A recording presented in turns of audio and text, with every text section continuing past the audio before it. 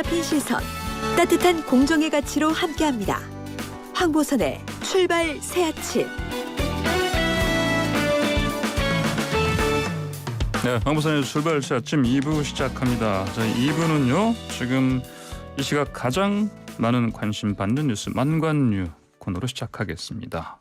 자, 이현웅 아나운서 안녕하십니까? 예, 안녕하십니까. 이현웅입니다. 네, 첫 번째 만관뉴 주세요. 네, 첫 번째 소식 좀 안타까운 뉴스부터 전해야 될 것 같습니다. 저희가 어제 이 시간에 만관뉴 시간에 전해드린 실종 일주일째였던 서영고 김휘성 군이 어제 인근 야산에서 숨진 채 발견됐다는 소식 전해드립니다. 예.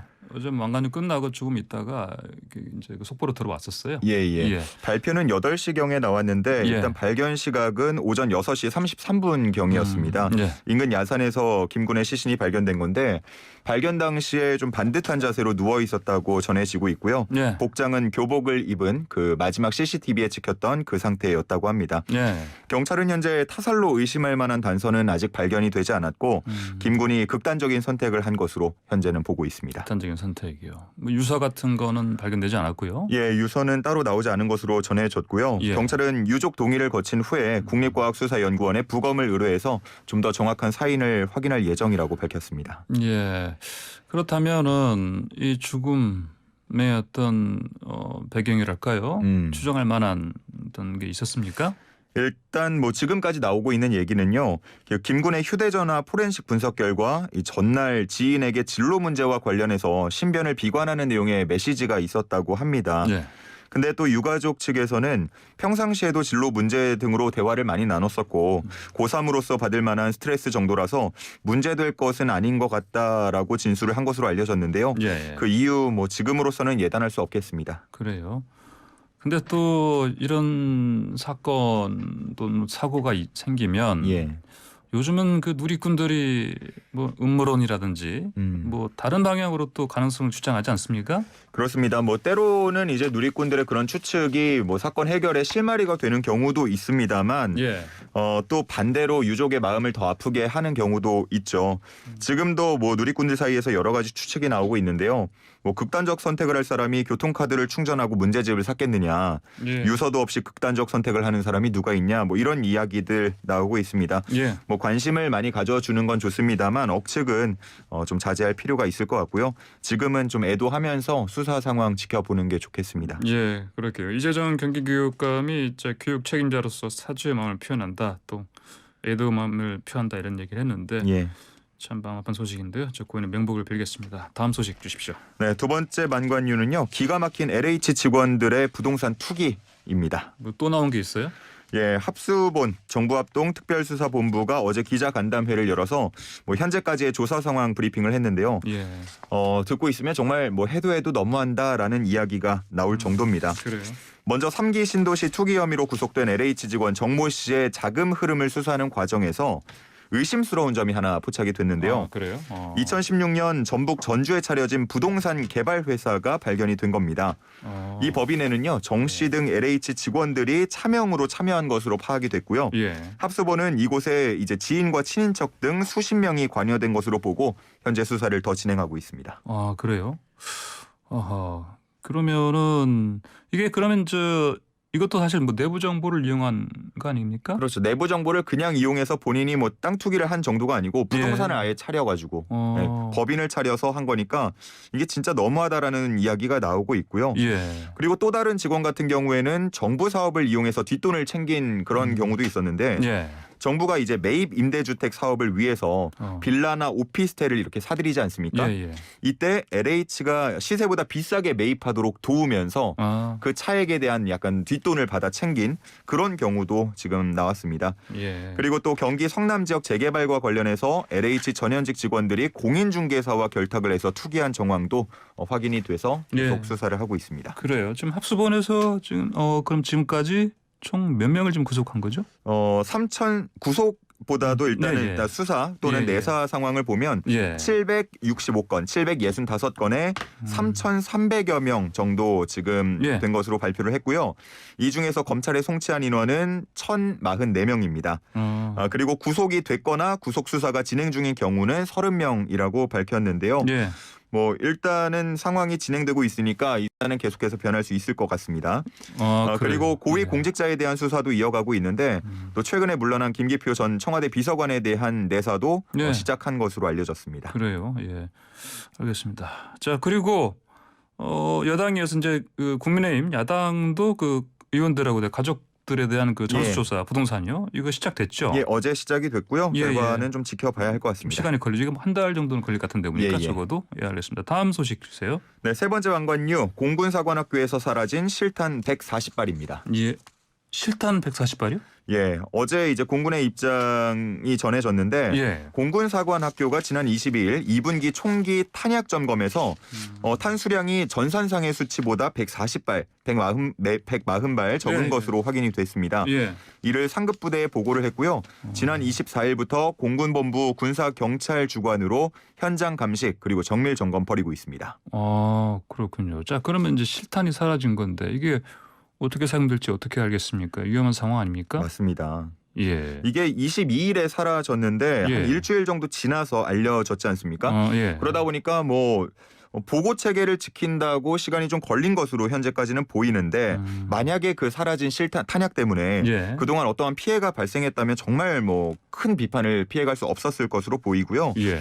심지어 어제 발표된 것도 군 당국이 공식적으로 알리기 전에 인터넷의 한 커뮤니티를 통해서 외부로 유출된 것으로 파악이 돼서 이에 대한 비판의 목소리도 나오고 있습니다. 그래요. 자, 뭐 군에 다녀오신 분들은 아시겠지만 특히 한국군 같은 경우는 실탄만이 아니고 탄피 하나 사라져도 비상이 걸리는데. 그렇죠. 예, 140발이다. 이게 지난 2015년에도 좀 비슷한 일들이 있었습니다. 두 가지 경우가 있었는데 실탄이 사라진 지 보름 만에 한 고물상에서 발견된 적이 있었고요. 고물상에서요. 그리고 또 같은 해 12월에 실탄 75벌이 사라졌을 때에는 이거는 사라진 게 아니고 전산상 누락된 것으로 확인이 된 경우도 있었습니다. 그래요?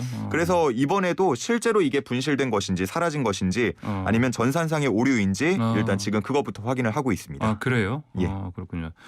그러면은 이번에 이제 사라졌다. 뭐 아직은 말씀하신 것처럼 이게 전산상의 오류인지는 또 확인을 봐야 되겠지만은 이게 그 연습용 아니고 실탄 맞는 거죠? 예, 실제로 사용되는 5.56mm 예광탄인데요. 예광탄이요? 발광제가 포함된 실탄이라고 볼 수 있겠습니다. 그래요? 이게 야간 사격 훈련에 보통 사용되는 거. 예, 그렇죠. 그래요, 알겠습니다. 자, 어떤 사유든 간에 어떤 경위든 간에 철저히 조사해야 되겠네요. 자, 다음 안관 주세요. 네, 네 번째는요. 39년 만에 가장 늦은 지각장마 소식 준비했습니다. 지각장마? 그렇고 지금 이제 6월 거의 지나갔는데 보통 6월에 장마 시작되는 보통은 6월에 시작이 되는데요. 지금은 굉장히 좀 늦어지고 있습니다. 장마가 대체 언제부터 시작이냐 이런 관심 커지고 있어서 이 소식 준비했는데 이번 주 금요일 7월 2일에 제주에서 시작될 전망입니다. 제주에서 7월 2일에 7월 1일 목요일이네요? 금요일입니다. 금요일인가요? 금요일에. 예, 그렇군요. 그러면은 말씀하신 것처럼 7월에 장마가 시작한다. 물론 7월 초긴 하지만 굉장히 늦은 시점 아닙니까? 맞습니다. 지금까지 기록된 걸로 가장 늦은 장마가 이제 1982년에 7월 5일이었습니다. 그래요. 그러니까 뭐 7월 2일도 굉장히 늦은 장마고요. 7월 2일 39년 만에 가장 늦은 장마가 되겠습니다. 지난 30년간 평균 장마 시작일을 보면요. 제주를 기준으로 보면 6월 19일이었어요. 그러니까 한 열흘보다 더 늦은 거죠. 꽤나 늦은 장마가 되는 겁니다. 열흘 정도 늦은 거다. 그렇군요. 그러면 이제 제주도에서 시작하는 장마. 그러면 점점 이게 그 전선이 위쪽으로 올라오지 않겠습니까? 남부 맞습니다. 쪽으로? 남부 중부까지 조금 올라올 것 같고요.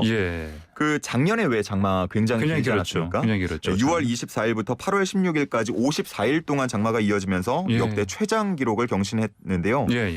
그러다 보니까 올해 장마는 얼마나 더 길까 이런 거에 대한 좀 걱정도 많았습니다. 일단 뭐 지금까지는 판단하기 어렵다는 게 기상청의 입장입니다. 그래요? 뭐 늦게 시작했지만 뭐 끝나는 시간은 동일하다고 보면 짧을 거고 그렇죠. 만약에 그만큼 더 길어진다고 볼 수도 있겠는데 일단은 오래 지속될 가능성이 있으니까 이에 대한 대비가 필요하다 이런 얘기 전했습니다. 그러니까 작년에 정말 긴 장마였는데 올해는 좀 짧았으면 좋겠어요. 장마가. 그러면은 이제 말씀하신 것처럼 이번 주 금요일에 제주도부터 장마 시작된다. 자, 좀 지켜봐야 되겠고요. 마지막 망관이 뭡니까? 네, 마지막은 사건 사고 소식 하나 준비했는데요. 수험생의 사적인 연락을 한 교사 소식입니다. 수험생의 사적인 연락했다. 수험생, 수능 수험생 말씀하시는 맞습니다. 거예요? 이 소식 아마 들으신 분들 계실 거예요. 2018년 11월 15일 수능 시험장에서 있었던 일인데요. 감독관으로 들어갔던 A 씨가 같은 고사장에 있었던 수험생 B 씨에게 마음에 들어서 연락을 했다. 만나서 대화를 한번 나눠보면 어떠냐라는 메시지를 이제 수능이 끝난 다음에 열흘 정도 뒤에 보낸 겁니다. 이후에 이게 논란이 됐고요. 서울시 교육청은 A 씨의 행동이 국가기관의 권위를 이용한 행위인데다가 공무원의 이제 품위 유지 의무를 위반했다면서 정직 3개월 처분을 내렸습니다. A 씨는 이에 부당하다면서 행정소송을 냈지만 최근에 패소한 것으로 알려졌습니다. 그 행정소송을 냈는데 패소를 했습니다. 보니까 그러면은 이게 이제 정직 처분 취소하라 이런 소송이죠? 예, 맞습니다. 그 A 씨 입장을 좀 들어보면요.